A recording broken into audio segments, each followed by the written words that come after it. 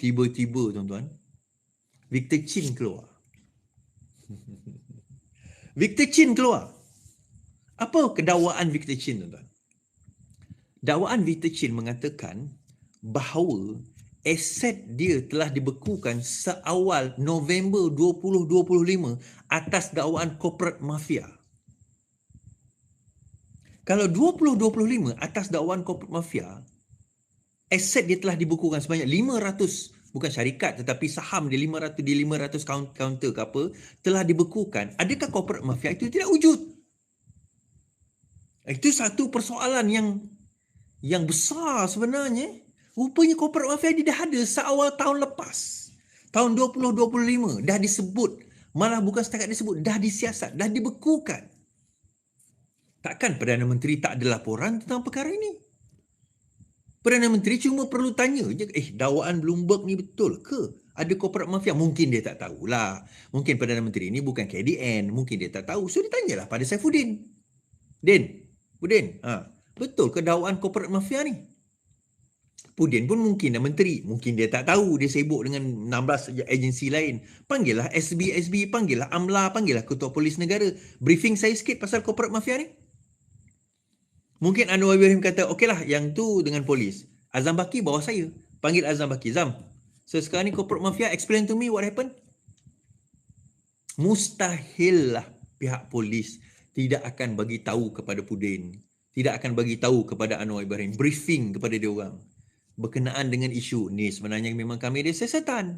Memang kami dah tangkap, dah bekukan aset Victor Chin. Bukan setakat bekukan, tuan-tuan. Tahun lepas, Victor Chin tu dah dipanggil. Victor Chin dah bagi kenyataan dah pun. Dah bagi statement dah berkenaan dengan corporate mafia ini. Kenapa daripada Februari, ni dah masuk bulan 4, tidak ada kenegaran RCI, tidak ada kenegaran tentang tangkapan, tidak ada kenegaran tentang siasatan dan sebagainya. Akhirnya, polis pun mengatakan kita akan memulakan siasatan dengan RCI. 2 bulan dah baik. Lembab je polis kita. Tak, bukan polis kita lembab. Polis kita tak lembab. Polis kita buat kerja lama. Tetapi dia menunggu arahan. So, timbul satu persoalan, tuan-tuan. Kalau sekiranya 2 bulan ni, timbul persoalan berkenaan dengan RCI, Royal Commission of Inquiry, Suruhanjaya Siasatan Diraja. Kenapa Anwar Ibrahim tidak mau melakukan RCI kepada corporate mafia? Tuan-tuan pernah terfikir tak? Kan? Tidak berlaku, tidak ada berlaku siasatan terhadap corporate mafia, terhadap dia orang ni. Tak ada. Kenapa? Kan? Why? Kenapa tidak ada berlaku RCI terhadap corporate mafia? Corporate mafia ni bukan pendedahan Bloomberg tu baru buat, tuan-tuan. Rupanya dia orang dah siasat. Seawal 2025, November 2025, polis dah ada siasatan dan pembekuan aset Victor Chin. Dan baru-baru ini ada dakwaan mengatakan ada pimpinan PKR dikatakan telah dibayar oleh Victor Chin 9.5 juta ringgit untuk settlekan, dan pembayaran itu bukan baru berlaku hari ini. Dia berlaku seawal, I think early this year. 9.5 juta ringgit. So hari ini wartawan tanya. Ada wartawan tanya, Malaysia Kini tanya. Masa dah tamat ni, adakah Victor Chin akan mendedahkan siapa yang menerima 9.5 juta ringgit? Saya kata bengapnya wartawan ni. 9.5 juta ringgit itu telah pun dibayar kepada Victor Chin dan Victor Chin tidak akan mendedahkan. It's already been paid. Jadi sekarang ni, caplos-caplos ni mainlah naratif. Nampak? Penipuan. Victor Chin tu menipu. Tak ada pun orang PKR terima dana tersebut sebab dia tak dedahkan. Dia bayar. Tuan-tuan tahu tak, ada pemimpin PKR yang telah berjumpa dengan Victor Chin di London. Ada pemimpin PKR, saya tak nak namakan dia lah sebab saya tak ada bukti bergambar yang dia orang jumpa, tapi saya tahu for a fact yang dia orang jumpa. Apa tujuan dia orang jumpa tu? Saya boleh berspekulasi lah, betul tak betul, wallahualam. Saya boleh berspekulasi. Pertemuan tersebut antara lain adalah supaya berbincang dengan Victor Chin supaya perkara ini tidak diteruskan. Kenyataan Victor Chin mudah saja. You pay me back my 9.5 million. Awak bayar balik 9.5 juta kepada saya tak ada masalah bab lain. Yang lain saya tak ada masalah. I'm not here as a politician. Saya bukan orang politik. Saya hanya nak menjaga nama baik saya. Saya nak memastikan bahawa aset-aset saya tidak dibekukan lagi. I just want my justice, dia kata. I'm a legitimate businessman. Tiba-tiba saya kena macam ni. Tu kata dia lah kan. Okay, kalau macam tu, kita settle, kita cari cara for me to pay you 9.5 million. Paid already. So, bila dah paid, caplos-caplos pun main lah. Tengok, mana ada. Ini semua penipuan. Jangan dia kata, kalau betul lah dibayar 9.5 juta itu, dia kata, maka raporlah kepada SPRM. Saya kata, siapa nak lapor? Siapa nak melaporkan kepada SPRM? Sebab yang mendakwa Victor Chin. Dia kata bayar kepada ahli PKR. MP PKR. Nampak sangat penipuan tu Is, dia kata. Kenapa pula penipuan? Kalau dia kata dia bayar, kemudian saya kata ada dua perkara boleh berlaku. Dia bayar balik atau dia tak mengaku. So dia bayar balik. The money been paid, 9.5 million tu dibayar in full. 9.5 juta ni bukan benda yang besar pun. Kalau bagi geng-geng dia orang ni bukan benda yang besar. It's already been paid in full. So bila dia dah dibayar, maka Victor Chin tak ada apalah sebab untuk dia nak dedahkan. Itu yang pertama. Yang kedua, saya percaya di dalam pertemuan tersebut, there is a promise. Sebab orang yang berjumpa tu is someone very powerful. Ada janji. Saya tak tahulah. Allahuakbar, mungkin dia, mungkin tidak. Ada janji. Janjinya adalah untuk memastikan kalaupun asetnya tidak dilepaskan, paling-paling kurang Victor Chin tidak terperangkap di dalam commotion yang sekarang ini melanda NextG. Apa yang dia rebut sangat ni tuan-tuan? Yang dia rebut ni ada sebuah syarikat bernama NextG. Syarikat ni buat apa? Syarikat ini buat IC dan pasport kita. Dan kontrak mereka sekarang ini bernilai 2.5 ke 2.7 bilion ringgit. Kontrak yang dimenangi oleh NextG ini bernilai lebih 2 bilion ringgit. For the next 6 months, daripada Jun tahun ini, kita akan ada IC baru dengan chip baru dan pasport baru dengan chip baru. All that NextG tu yang buat. NextG ni dah wujud sejak zaman Zahid Hamidi jadi Menteri KDN lagi. Dia orang dapat projek banyak. Dia got the project lah pada masa itu. Tak apalah, itu hal dia orang lah kan. But point is, sekarang ini ada kartel.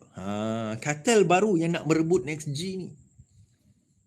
Dan mereka nak take over NextG. Kenapa is nak take over? Beria-ia nak take over NextG. Sebab yang pertama dikaitkan dengan seseorang bernama Bestinet. Company Bestinet. Yang sekarang menyaman saya, Rafizi, Bloomberg dan sewaktu-nya kami disaman 10 defendant. Dikatakan, disebut oleh Bloomberg bahawa salah satu corporate mafia ataupun yang terlibat dalam corporate mafia itu adalah sebuah syarikat yang dikaitkan Bestinet. Bestinet macam kenal lah Bestinet ni. Bestinet buat apa tuan-tuan? Bestinet ni buat apa? Ada orang tanya saya, bahaya ke corporate mafia ni? Saya tanya, Bestinet buat apa? Bestinet bawa pekerja Bangla masuk ke dalam Malaysia. Now imagine dia bawa pekerja Bangla masuk ke dalam Malaysia.